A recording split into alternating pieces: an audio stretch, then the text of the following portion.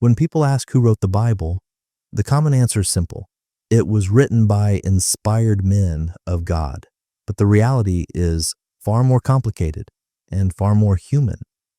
The Bible wasn't the work of a single author or even a small group of authors. It's a patchwork of voices spread across centuries, each one shaped by the politics, culture, and conflicts of its own time. The earliest parts of the Bible, like the first books of the Old Testament, weren't recorded at the time of the events they describe. They were written down hundreds of years later. Think about that for a moment. The so-called stories of Moses, the Exodus, or the patriarchs weren't written by eyewitnesses jotting things down as they happened. They were oral tales, passed from generation to generation, shaped and reshaped to fit the needs of each community. By the time scribes finally recorded them, they were less historical records and more national myths designed to give a scattered people a shared identity. Take the first 5 books of the Bible, often called the books of Moses. For a long time, people assumed Moses himself wrote them, but the text itself contradicts that idea. It describes his death and burial in detail.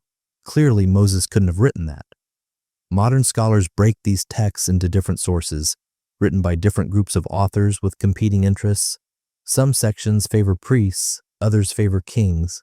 Some emphasize one style of worship, while others argue for something completely different.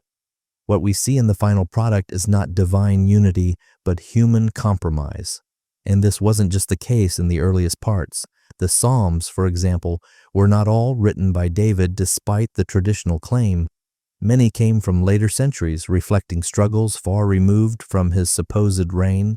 The prophets, too, often show signs of multiple writers. Isaiah is a good example. The first part reflects events in the 8th century BCE, but later sections clearly come from exiles living in Babylon more than 100 years later. One book, but voices from different times stitched together under a single name. The New Testament has its own tangled authorship. The letters of Paul are the earliest writings we have, sure, but not all of them were actually written by Paul. Some were produced by later followers who used his name for credibility. This wasn't unusual in the ancient world. Writing under the name of a respected figure was a way of getting your ideas accepted, but it also means that even within the New Testament, there's a blur between genuine letters and forged ones. The Gospels themselves are anonymous. They don't actually say written by Matthew or by John. Those names were attached later around the 2nd century when early Christians wanted to give them authority. And when you line up the Gospels side by side, it becomes clear they borrow heavily from each other.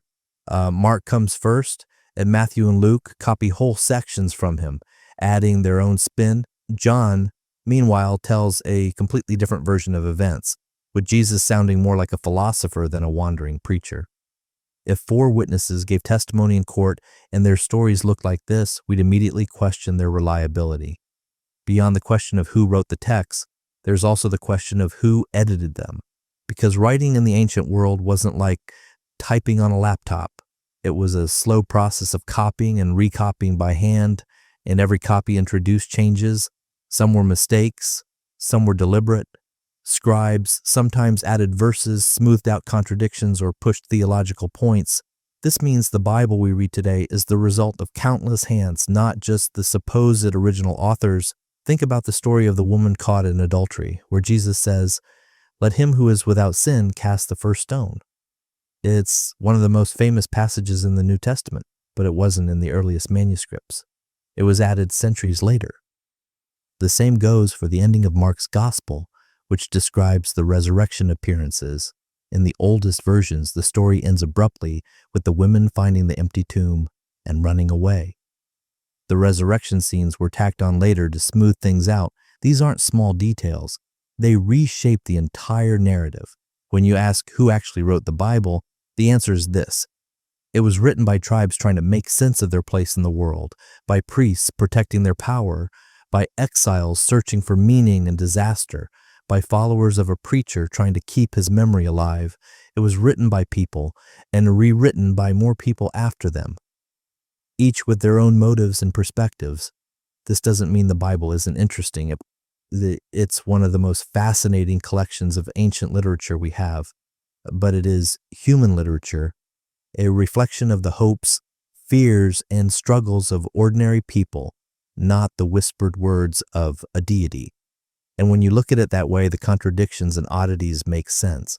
Instead of trying to force it into one perfect divine narrative, you see it for what it really is, a library of human voices, often disagreeing with each other, yet bound together into one book. And that raises a bigger point. If the Bible is the product of centuries of human authorship, edits, and compromises, then its authority depends on accepting human agendas as divine will. And once you see it that way, you can't unsee it. When people are told the Bible is the Word of God, they usually picture a single unified message, a book dictated from above. But when you step back and look closely, what you find is less like a single speech and more like an ancient debate frozen on paper. Different groups of writers living in different centuries had different goals, and the Bible preserves the clash of those voices. Take the story of creation. In the book of Genesis, we actually have two different creation accounts placed back to back. The first one, where God creates the world in 6 days and rests on the seventh, is written in a structured, almost poetic style. The second, which introduces Adam and Eve, is far less orderly and paints a very different picture. If this were a consistent revelation, we'd expect the stories to match. Instead, they contradict each other because they came from two separate traditions written by different authors who weren't working together. The same thing happens with the flood story. One version says Noah took 2 of every animal. Another says he took 7 pairs of clean animals and 1 pair of unclean ones. These aren't tiny discrepancy, and they reveal the presence of competing sources, which were later stitched together. The editors didn't smooth everything out because they weren't aiming for perfect logic. They were trying to preserve multiple traditions even when they didn't agree. This kind of patchwork can be traced throughout the Old Testament. Now, sometimes kings are described as righteous heroes. In other places, the same kings are condemned as corrupt failures. The writers weren't neutral reporters. They were people with agendas using history as a weapon. In the case of Chronicles, for example, the authors rewrote older stories from Samuel and Kings, deliberately leaving out embarrassing details about David and Solomon. They were creating a sanitized national story, one that erased flaws in order to promote their vision of the past. The authorship question becomes even more revealing when you look at the laws. The book of Leviticus is filled with rules about sacrifice, purity, and priestly rituals. It reflects the interests of temple priests who wanted to centralize religious authority in Jerusalem. But when you turn to Deuteronomy, the laws are framed differently. Here, the emphasis shifts to loyalty to God alone, condemning worship at local shrines, and insisting that everything be done in one central place. These differences aren't just stylistic. They show rival groups of religious leaders competing for power, and the Bible preserves their struggle. In the New Testament, the diversity of voices is just as striking. Paul's letters present Jesus as a cosmic figure whose death and resurrection provide salvation. The Gospels, written later, focus on his life and teachings, but even they can't agree. In Mark, Jesus is a secretive, almost mysterious figure who doesn't reveal his identity until the very end. In Matthew, he's portrayed as a new Moses delivering a new law on a mountain. In Luke, he's more of a compassionate healer and champion of the poor. In John, he speaks in long philosophical speeches, sounding less like a rabbi and more like a Greek philosopher. Who actually wrote these texts? Anonymous believers decades after the events they describe, not eyewitnesses scribbling notes as Jesus spoke. The earliest gospel, Mark, was written about 40 years after the crucifixion. Matthew and Luke came later, drawing from Mark and other sources. John wasn't finished until perhaps 60 years after the fact. And in between those years, countless oral traditions were circulating, stories retold around campfires and in small gatherings, each time shaped by the needs of the community. By the time they were written down, no one could separate memory from invention. Even the letters of Paul, which are closer in time to the events, are not as straightforward as they seem. Scholars agree that at least half of the letters attributed to him were written later, by followers using his name. These include letters like 1 Timothy and Titus, which promote a church hierarchy very different from Paul's own communities. The language and style are different too. This tells us that early Christian leaders were already reshaping the message, attaching Paul's name to ideas he likely never held. And then there's the book of Revelation attributed to John, but which John, the author never claims to be the disciple. Later tradition simply assumed it. The language and imagery reflect not calm prophecy, but the rage of a persecuted sect, written in coded language so it could pass Roman censors. It's not a crystal ball predicting the future. It's a political protest of its own time. When we ask who wrote the Bible, the answer is not just these scribes or prophets. It's a wide cast of characters, priests, poets, storytellers, letter writers, and editors, each leaving fingerprints on the text. They weren't writing for us. They were writing for their own communities and their own struggles. The fact that these writings survived and were later combined into one collection doesn't erase their diversity. It highlights it. And this brings us to a difficult but important realization. If the Bible is the product of so many competing voices, then treating it as a single, consistent authority doesn't make sense. It wasn't designed to be one book with one message. It was a library. And like any library, it contains contradictions, conflicts, and disagreements. One of the most overlooked aspects of the Bible's authorship is how much of it was shaped not just by writers, but by editors. Sometimes the editing was subtle, but other times it completely reframed the story. Take the book of Jeremiah. The prophet Jeremiah is said to have dictated his words to a scribe named Baruch. But when we compare the Hebrew version of Jeremiah to the Greek translation known as the Septuagint, we find major differences. The Greek version is shorter, with chapters arranged in a different order. This shows that the text wasn't fixed, as it was fluid, evolving over time as different groups copied and rearranged it. That's not the hallmark of one divine voice. That's the fingerprint of human editing. The same is true with the book of Daniel. Today, Daniel looks like a prophecy written centuries earlier about future events. But historians know it was composed during the 2nd century BCE, long after the events it supposedly predicted. The author wasn't predicting the rise of empires. He was describing history that had already happened, written as if it were prophecy to give his community hope during a crisis. In other words, it was a work of propaganda, not prediction. And then there's the book of Proverbs, which is less like a single author's wisdom and more like a collection of sayings gathered from many places. Some of these proverbs are nearly identical to earlier Egyptian wisdom texts, like the instruction of Amenemop. That raises a question. If this is the inspired word of God, why does it borrow lines from foreign cultures? And the answer is simple. The writers were people who lived in a world of shared ideas. They weren't isolated. They borrowed, adapted, and repackaged older wisdom to make it their own. The book of Psalms works the same way. We're told these were the songs of David, but most of them come from centuries later. They reflect the struggles of exiles, the hopes of people rebuilding after disaster, the prayers of temple priests. To lump them all under David's name was less about accuracy and more about attaching authority to the collection. And it's the ancient equivalent of putting a famous person's name on a book they didn't write just to make it sell. And this practice wasn't limited to the Old Testament. In the New Testament, writing under someone else's name, what scholars call pseudepigraphy, was common. Letters were written in the name of Peter, Paul, James, John, but stylistic analysis shows many of them couldn't have come from those figures. For example, 2 Peter is widely considered one of the last New Testament books to be written, decades after Peter's death. Yet it claims to be his own words. If that happened today, we'd call it forgery, but in the ancient world, it was a way to boost credibility. The fact that the Bible includes forgeries underlines its human nature. If this were a perfect revelation, why would false attributions be allowed to stand? The answer is because no one was guarding it as a single book from the start. Different communities valued different texts, and only later were they bundled together. By then, the true authorship had already been blurred beyond recovery. There's also the matter of translation, as the Bible wasn't written in English. The Old Testament was mostly Hebrew, with some Aramaic, and the New Testament was Greek. As it spread, it was translated into Latin, Syriac, Coptic, and eventually into modern languages. Each translation introduced choices. Words that could be taken one way or another were shaped by the translator's beliefs. For example, the Hebrew word alma in Isaiah means young woman, but when translated into Greek, it became virgin.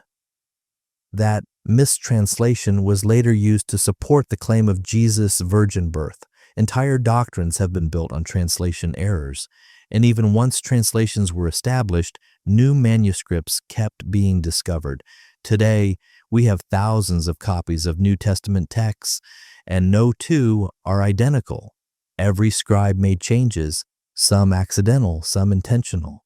There are more textual variants in the New Testament manuscripts than there are words in the New Testament itself. That doesn't mean the whole thing is unreliable, but it does mean the idea of a single perfect text is a myth. The Bible we have is a patchwork of manuscripts, stitched together by scholars trying to reconstruct what the originals might have said. So when people ask who wrote the Bible, the better question is, which version of the Bible? And because depending on whether you're reading a Catholic Bible, a Protestant Bible, or an Orthodox Bible, you'll get different books, different arrangements, and sometimes different verses. The Protestant Bible, for example, excludes books that Catholics still include, like Tobit, Wisdom of Solomon, and a 1 and 2 Maccabees. Is why? Because during the Reformation, Protestant leaders decided those texts weren't authoritative enough. In other words, human decisions determined what counted as God's word and what didn't. This human fingerprint shows up everywhere, and once you see it, you can't unsee it. The Bible isn't a mysterious otherworldly text. It's a collection of writings shaped by the messy, imperfect, and often political process of human hands. When you start peeling back the layers of authorship, it becomes obvious that the Bible didn't just appear in its current form. It was assembled.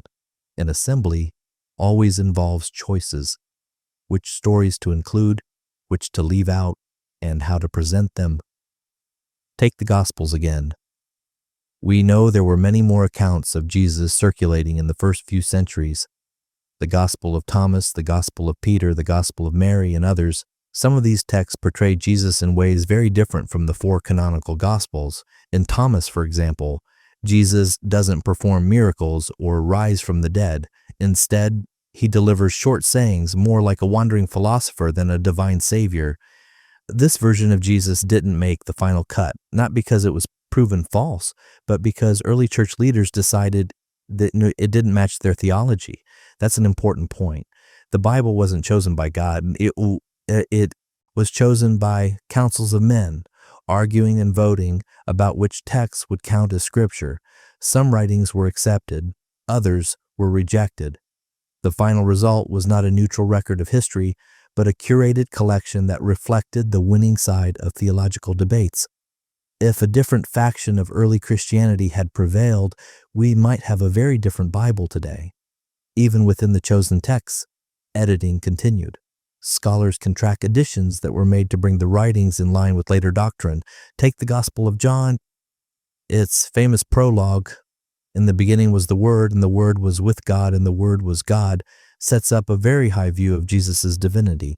But this language reflects later theological debates more than the concerns of first-century Galilee.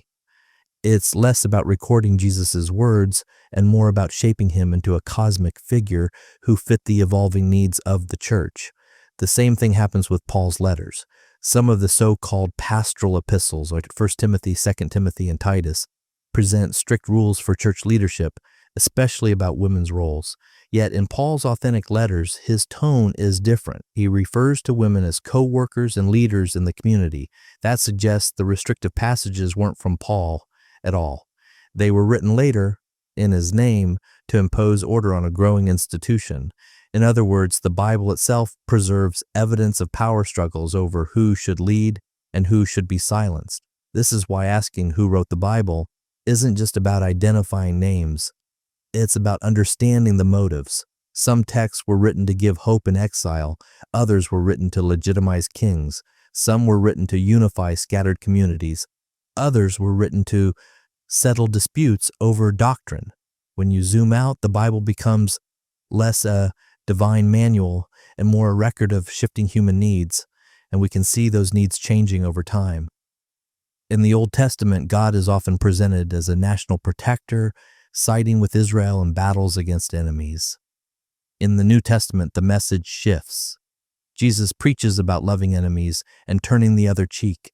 These aren't just theological differences, they reflect changing historical circumstances, a nation trying to assert its power versus a persecuted movement trying to survive without it. The writers adapted their message to fit the situation.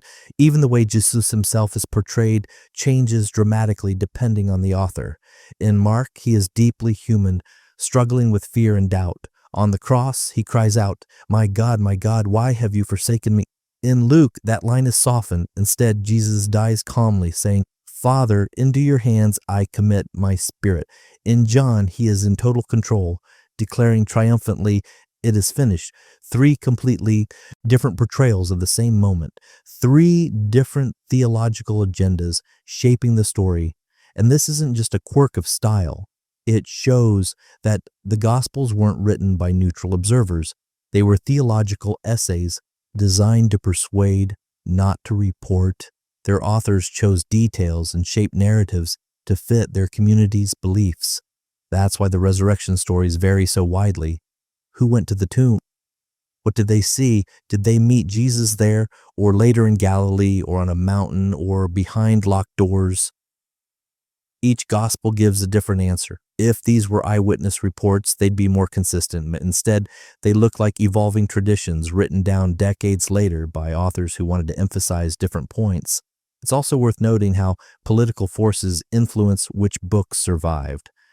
During the 4th century, when Christianity was becoming the religion of the Roman Empire, leaders like Athanasius of Alexandria pushed for a fixed list of approved texts. His famous Easter letter in 367 CE is the first time the exact 27 books of the New Testament are listed as authoritative. Before that, the boundaries were fuzzy. Some churches use books that are now excluded. Others rejected books that are now central. The final canon didn't drop from the sky. It was enforced through power, persuasion, and suppression of alternatives. And even after the canon was set, interpretations kept shifting. Medieval scribes, Protestant reformers, modern translators, each left their mark. What we call the Bible is not one book frozen in time. It's a living project that kept changing as humans changed it. The idea of a single divine author simply doesn't hold up under scrutiny. The real answer to who wrote the Bible is this. Entire generations of human beings, storytellers, priests, exiles, poets, philosophers, forgers, translators, and editors. Each had their own agenda, their own worldview, their own audience.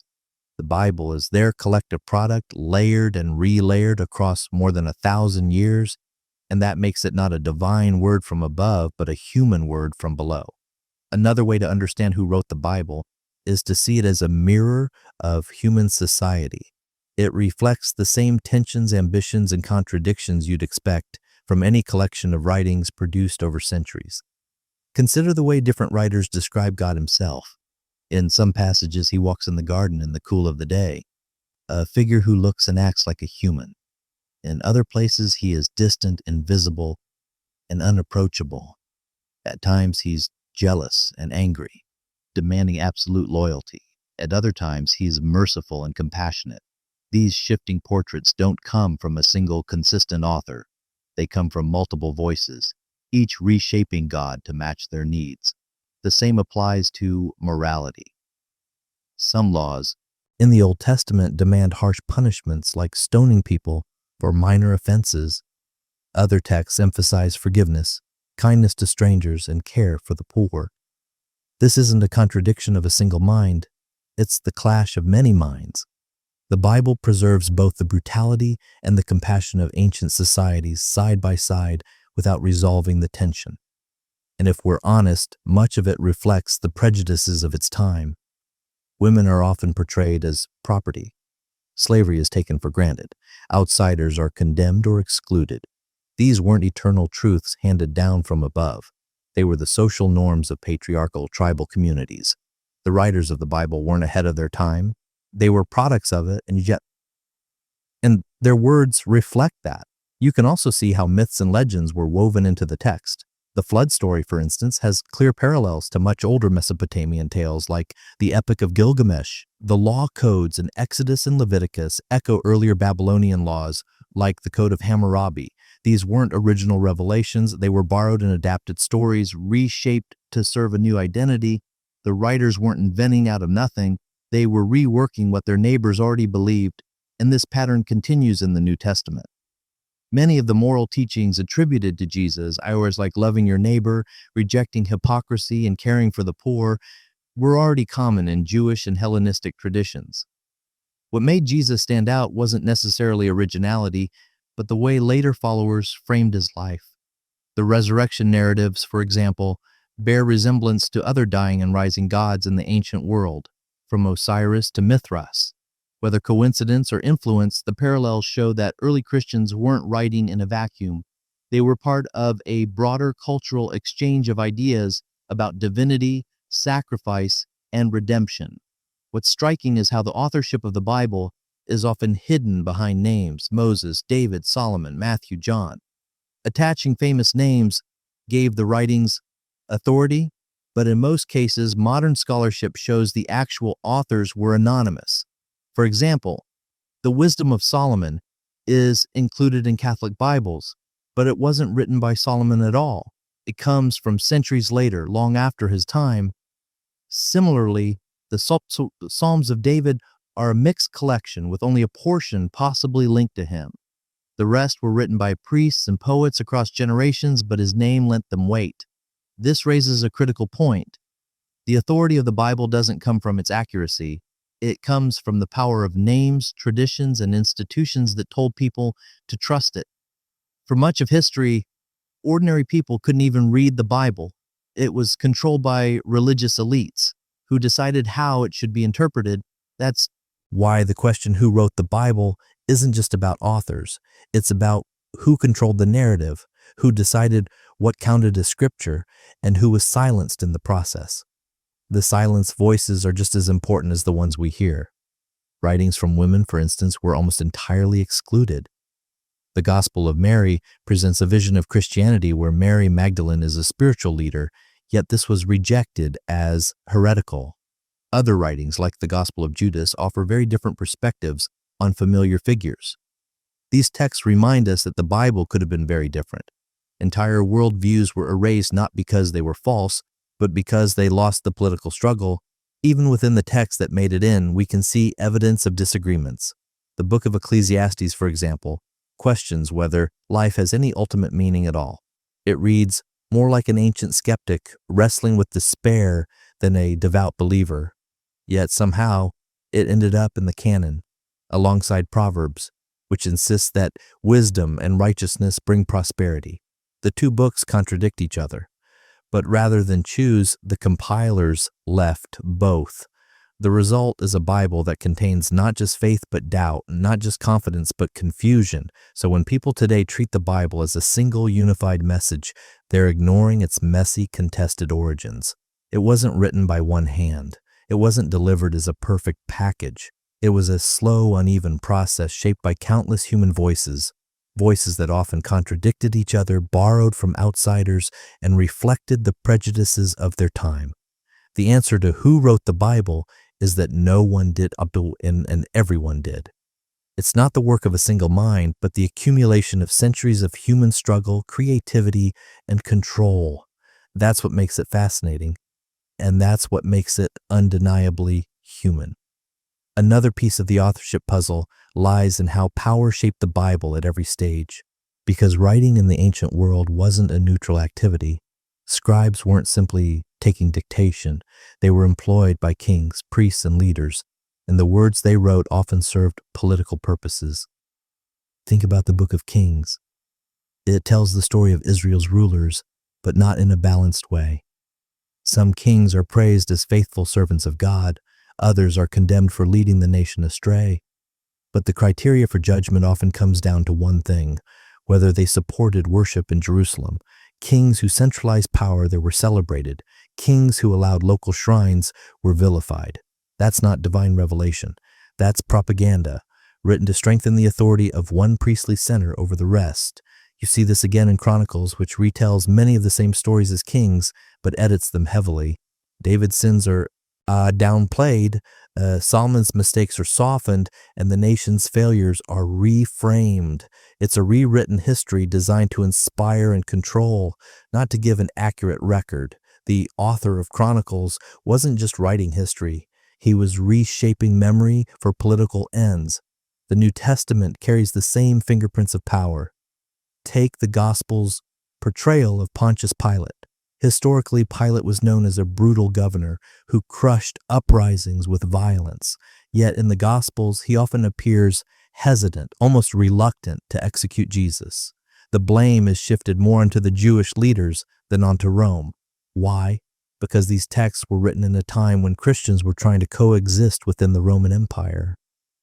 So the story was adjusted. Pilate was softened, while others were painted as the villains. That's not history written by eyewitnesses, because it's narrative reshaped by political survival. Even Paul's letters reveal the influence of social control. In his authentic writings, Paul insists that there is neither Jew nor Greek, slave nor free, male nor female. But later letters written in his name command slaves to obey their masters and women, to remain silent in church. These later writings were used for centuries to justify inequality and oppression. Yet they almost certainly didn't come from Paul himself. They came from church leaders trying to impose order in a growing institution, and they used Paul's name to enforce their rules. The way authorship was handled in the ancient world is very different from how we think about it today.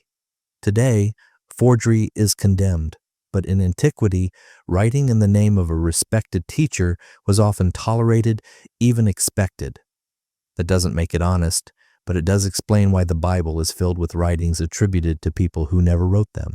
For example, the book of Daniel was set in the 6th century BCE, but scholars know it was written 4 centuries later. Yet by presenting it as if Daniel had seen the future, it gave people under Greek oppression a sense of divine assurance. The author wasn't Daniel.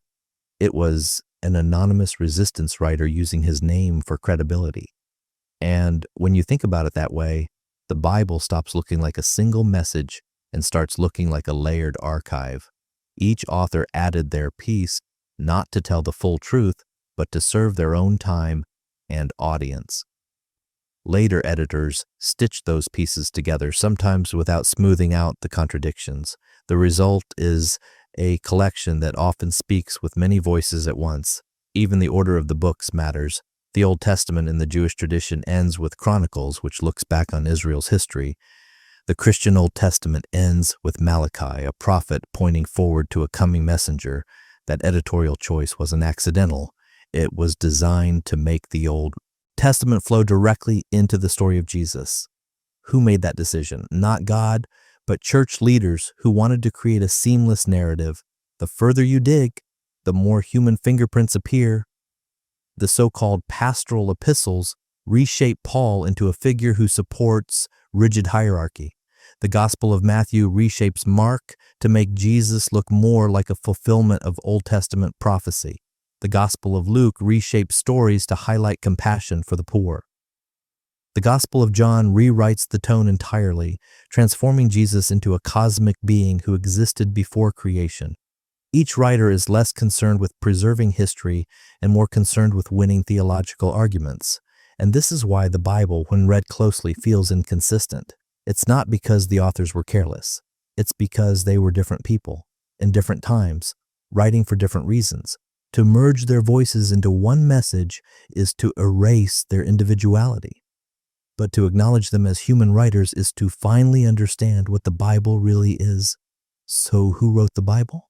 Priests who wanted control over worship, kings who wanted their reigns remembered as righteous, prophets who spoke out in times of crisis, exiles who searched for hope after their nation fell, early Christians trying to preserve the memory of a teacher, later Christians trying to impose order on a fractured movement, and countless anonymous scribes who copied, edited, added, and shaped the words as they passed them on. It's not one author. It's not even a handful. It's a crowd of voices layered across centuries. It's a crowd that disagreed, argued, and rewrote each other's work. The Bible is the record of that argument.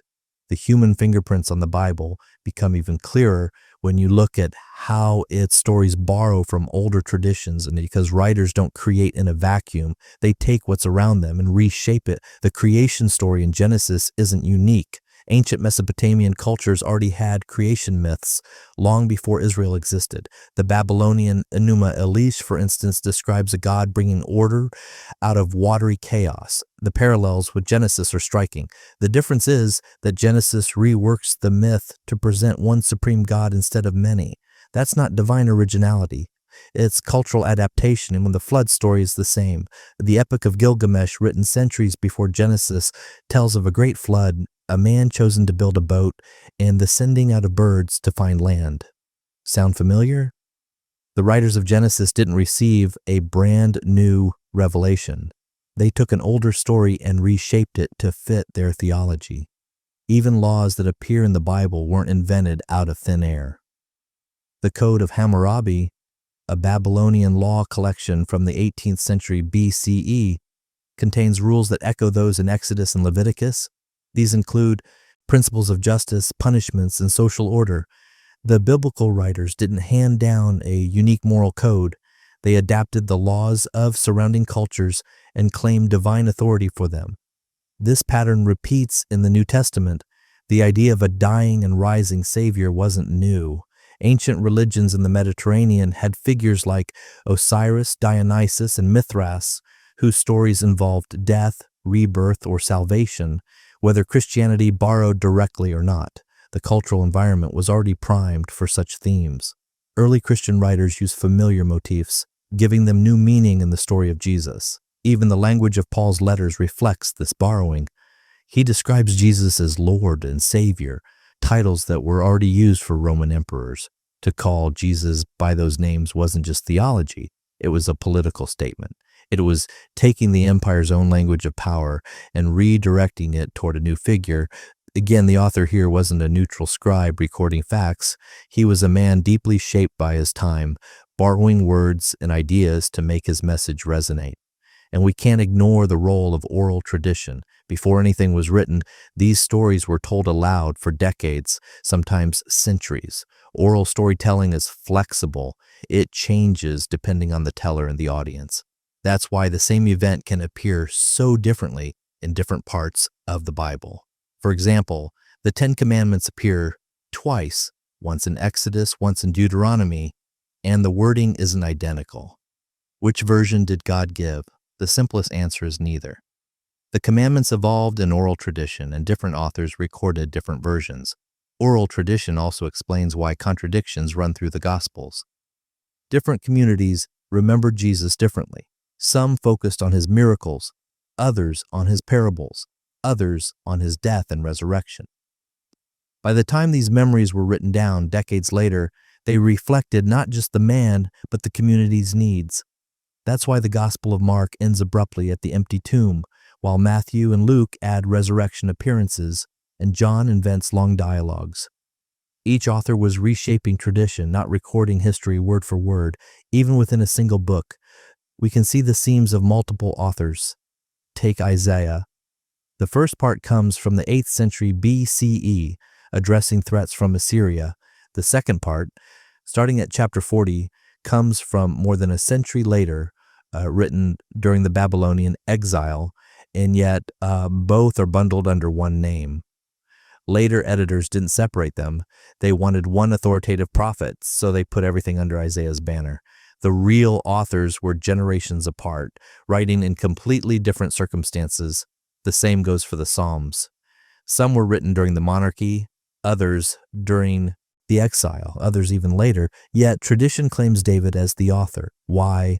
Because attaching them to a single figure gave them credibility. In reality, they were the work of many poets across centuries expressing grief, hope, anger, and praise in the language of their own time. This layering is what makes the Bible such a fascinating human document. It's not just that multiple authors contributed, it's that later authors reinterpreted earlier ones. Ecclesiastes questions whether life has meaning, then later editors tack on a conclusion urging readers to fear God and keep his commandments, a line that doesn't match the tone of the book. Why? Because someone centuries later wanted to soften its skepticism. The author and the editor were not the same person. They were part of an ongoing struggle over meaning. So when people say the Bible says, it's always worth asking, which part? Which author? Which time period? Because the Bible doesn't have one single voice. It has dozens, layered and conflicting, each representing the struggles of the people who wrote and rewrote it. And that brings us back to the central question. Who wrote the Bible? The answer isn't simple because the Bible isn't simple. It's not the product of one mind, one moment, or one message. It's the work of countless people over more than 1,000 years, borrowing from neighbors, rewriting old traditions, and shaping stories to fit their own needs. That's what makes it human, and that's what makes its authority fragile once you start pulling on the threads. One of the most revealing things about the Bible's authorship is how much it reflects the anxieties of the people who wrote it. These weren't neutral historians, they were communities under pressure, often facing exile, invasion, or internal collapse, and the words they produce mirror those struggles. Take the exile in Babylon. When Jerusalem was destroyed and its people were taken away, the shock was immense. Their God, who was supposed to protect them, had allowed their temple to be burned and their nation to fall. Out of that crisis came some of the most powerful writing in the Old Testament. The editors who assembled the Torah during or after the exile weren't just preserving old traditions. They were reinterpreting them. They reshaped stories of origins, laws, and covenants to explain why the disaster had happened. The message was clear. The nation had sinned, and exile was punishment. That's not timeless truth. That's human explanation of a national catastrophe. The Book of Lamentations makes this even more vivid. It's poetry born from trauma, not prophecy from above. The writer mourns the ruins of Jerusalem, the suffering of the people, the silence of God. This wasn't inspired dictation. It was human grief written down in real time. Fast forward to the New Testament. The destruction of the temple in 70 CE left an equally deep scar on the early Christian movement. You can see its shadow in the Gospels. Jesus is portrayed as predicting the temple's fall, but those lines were almost certainly added after the fact.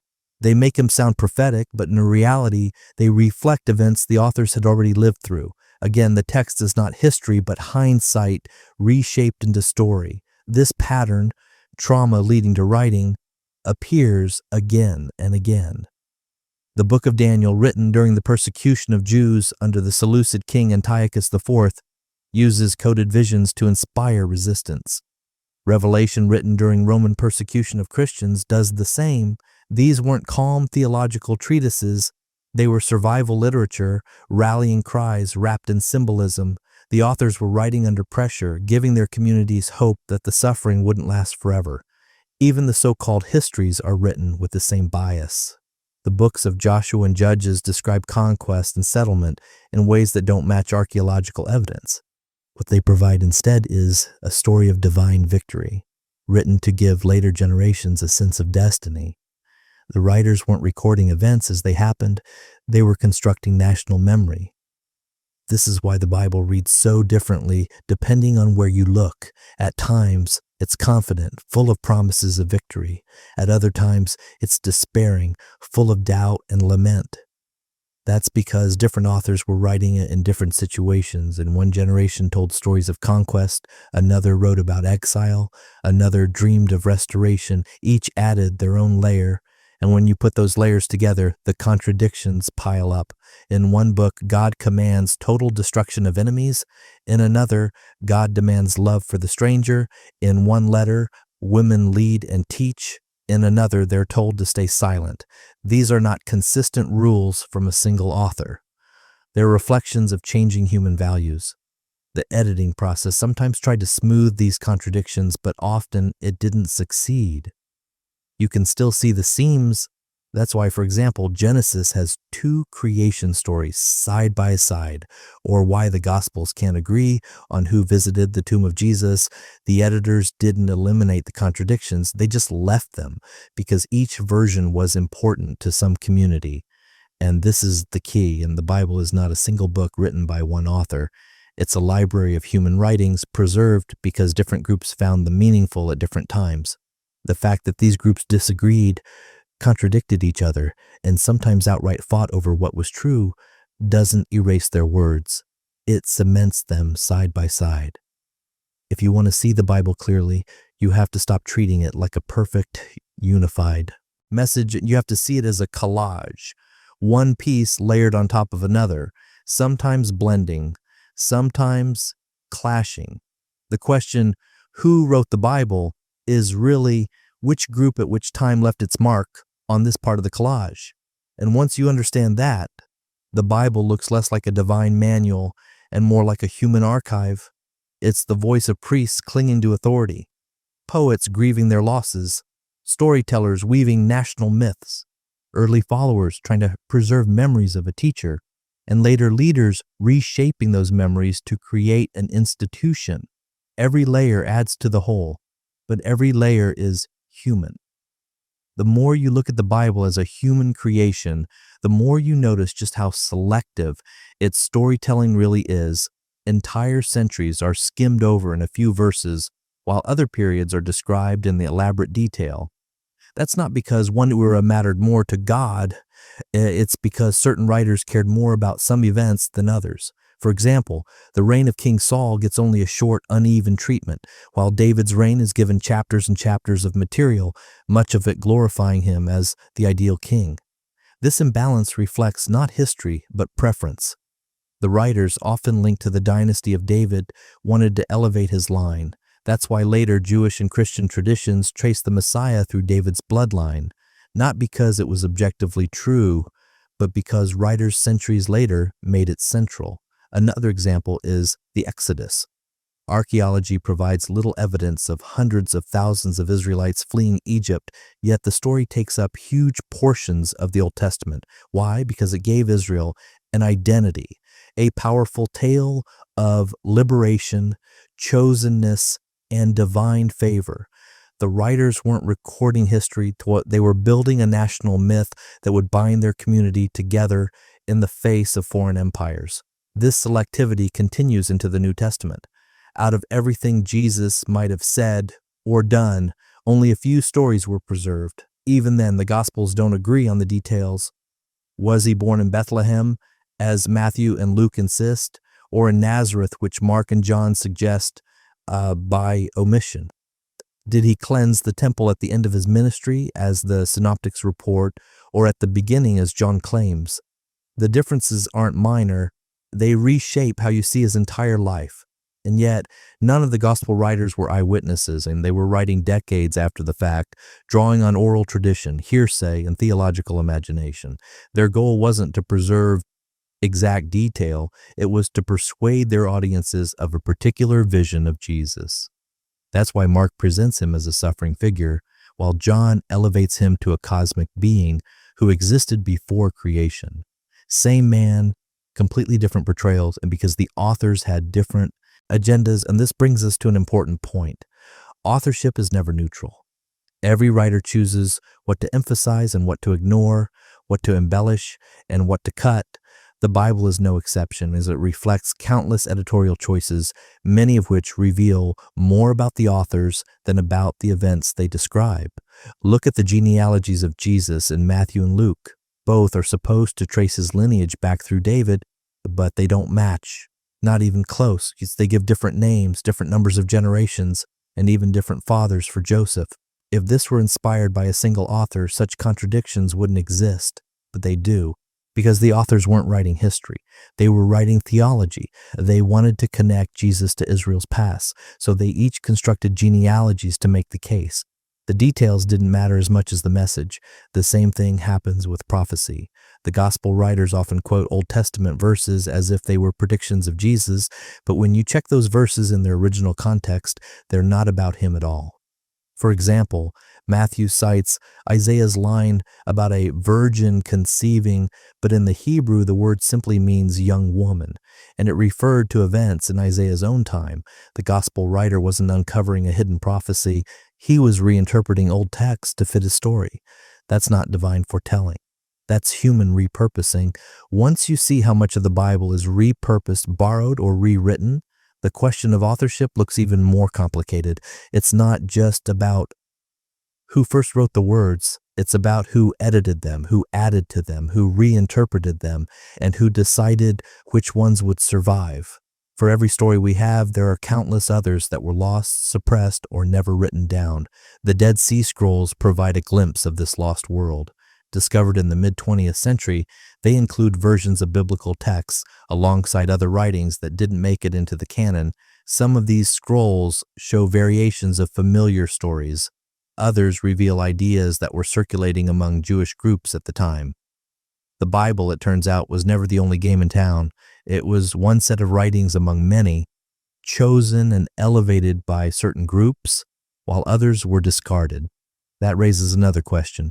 If God wanted to give humanity a perfect revelation, why allow such confusion? Why permit multiple versions, contradictions, and lost books?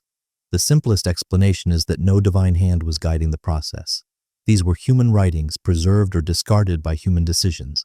And this is what makes the Bible both fascinating and fragile. It's fascinating because it offers a window into the minds of people across centuries wrestling with the same questions humans still ask. Who are we? Why do we suffer? How should we live together? But it's fragile because its authority depends on pretending it was written by one divine author. Once you recognize the human fingerprints, that illusion starts to fade. The Bible is less a book written by God and more a record of humanity writing about itself, telling stories, making laws, singing songs, lamenting tragedies, and trying to find meaning in a chaotic world. Its authors were human, every single one of them. Another important clue about the Bible's authorship lies in the sheer variety of writing styles. Because when you read it closely, it doesn't sound like one voice. It sounds like a collection of very different authors, each with their own concerns and techniques.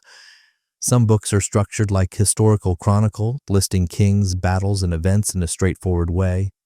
Others are poetic, filled with metaphors, parallel lines, and song-like rhythms. Still others are collections of proverbs, or philosophical reflections, or apocalyptic visions full of bizarre imagery. That diversity isn't the product of one inspired writer. It's the product of generations of different authors contributing to a growing library. Consider the difference between Proverbs and Ecclesiastes. Proverbs insist that life is orderly, that wisdom and hard work lead to success. Ecclesiastes, on the other hand, declares that everything is meaningless, that time and chance rule over all, and that wisdom doesn't guarantee anything. These books sit side by side in the Bible, yet they contradict each other directly. That's because they come from different authors with radically different worldviews. Or take Job. It begins and ends with a simple folktale structure, almost like a parable. But in the middle is a long, complex, poetic dialogue between Job and his friends, wrestling with the problem of suffering. Scholars believe the core story was much older, and that a later poet expanded it with the philosophical speeches. The result is one book with two layers of authorship, the storyteller and the philosopher. The New Testament shows the same diversity. The Gospel of Mark is short, fast-paced, almost blunt. Matthew expands on it with long speeches and Old Testament references. Luke smooths out the rough edges with polished Greek and careful storytelling.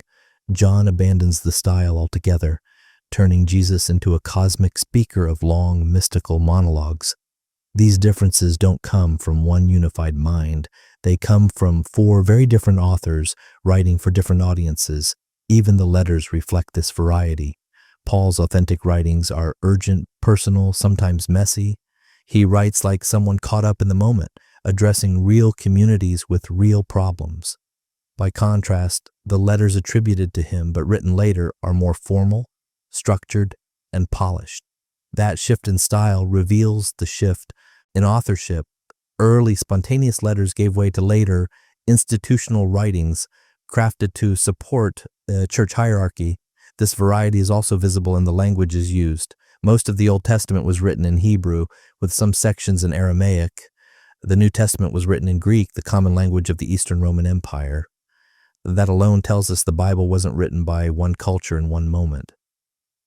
It was the product of shifting societies from ancient Israelite tribes to Greek-speaking Christian communities. The authors reflected their worlds, their languages, and their audiences. And it's not just variety, it's also disagreement. Different authors sometimes argue with each other across the pages of the Bible. The book of Ezra insists that foreigners should be expelled from the community, while the book of Ruth tells the story of a foreign woman who becomes the great-grandmother of King David. Proverbs says, good people prosper, while Job argues that sometimes they suffer unjustly. Paul emphasizes salvation through faith, while James insists that faith without works is dead. These aren't harmonized teachings, they're debates frozen in writing. That's what makes the Bible such a revealing human document. It preserves not a single message, but the record of centuries of arguments, priests versus prophets, reformers versus traditionalists, hopeful voices versus despairing ones. The Bible is less a monologue from heaven and more a dialogue among humans. And when you see it that way, authorship takes on a new meaning. It's not about identifying one inspired writer. It's about recognizing the multiple voices that made it through to the final version, voices that often disagreed with each other, yet were all preserved, not because they were divinely consistent, but because different groups found them valuable. This also explains why the Bible has so many contradictions. They're not mistakes, they're seams, reminders that different authors in different times were writing from different perspectives. Instead of smoothing everything out, the editors left those differences side by side. That's why Genesis has two creation accounts. That's why the Gospels differ on the resurrection, and that's why laws in one book are contradicted in another. These aren't flaws of one author, they're the fingerprints of many. And once you recognize this, the Bible becomes much easier to understand. Not as a perfect, unified manual, but as a collection of human writings shaped by context, edited by communities, and preserved through tradition. It's not one book by one author, it's a library of books by many. When people ask who wrote the Bible, they often expect a list of names: Moses, David, Isaiah, Matthew, John. But the truth is far more complex and in many ways far more revealing. The Bible wasn't written by a handful of great figures. It was written by community, by generations, by countless anonymous scribes who shaped and reshaped the words. It began with oral stories, myths of origins, legends of ancestors, songs of triumph and lament. These stories were passed down, edited, and reinterpreted over centuries.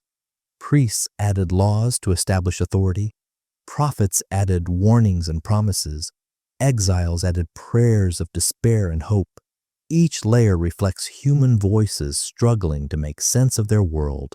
Later, early Christian communities did the same. They remembered a teacher named Jesus retelling his words and deeds until they were finally written down. They reshaped his story to fit their needs. One community emphasized his compassion, another his suffering, another his cosmic divinity. Letters circulated, some authentic, others written in the names of leaders long dead. Debates raged about which texts were true and which should be excluded. What survived wasn't a perfect revelation, but the winning side of centuries of arguments. Even after the canon was set, the Bible kept changing. Scribes copied and recopied it, sometimes adding verses, sometimes smoothing contradictions, sometimes making mistakes. Translators introduced new meanings, sometimes by accident, sometimes by design. Councils and rulers decided which books would stay, which would go, and how the text would be interpreted. What we hold today is the result of all those choices, and that's the real answer. The Bible was written by human beings. It was shaped by human struggles, edited by human hands, translated by human minds, and canonized by human votes. It reflects the cultures, politics, and psychology of its authors. It's a patchwork, not a single fabric, a library, not a letter. But that doesn't make it meaningless. In fact, it makes it more interesting because instead of pretending it's the voice of a God, we can read it for what it truly is, a record of human imagination, a mirror of our fears and hopes, a testimony to how communities survive crisis by telling stories and how power is exercised by controlling which stories are told. And when you understand that, the contradictions stop being a problem. They become evidence of the diversity of voices that shape the text, evidence that the Bible is not a divine manual but a human archive. So who wrote the Bible? Ordinary people, poets, priests, prophets, storytellers, philosophers, letter writers, exiles, and editors. They lived in different times, spoke different languages, faced different struggles, and each left their mark. Their words survived because later generations found meaning in them, not because they were dictated from above. That's what makes the Bible so powerful. Not that it speaks with one perfect voice, but that it preserves so many imperfect ones. It's the record of humanity talking to itself about justice, about suffering, about hope, about fear, about the meaning of life. And once you see it in that light, the Bible no longer has to be defended as flawless. It can be appreciated as human, a vast and messy creation born of imagination, politics, trauma, and longing, not from a God's mouth, but from the minds of men and women who tried to make sense of the world. That is the truth behind the question, who actually wrote the Bible?